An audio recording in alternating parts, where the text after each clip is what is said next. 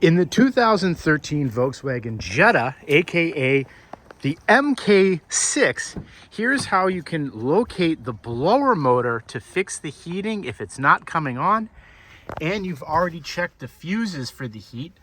You go underneath the glove compartment and you're going to find this piece of foam.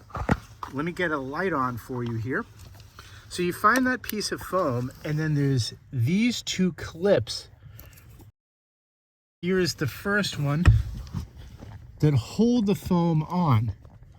So there's that one there, and then there's another one further back, and those are both flathead screwdrivers. So I've already taken one of them off.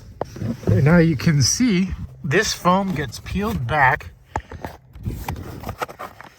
and then there is your blower motor underneath the glove compartment and the electrical components.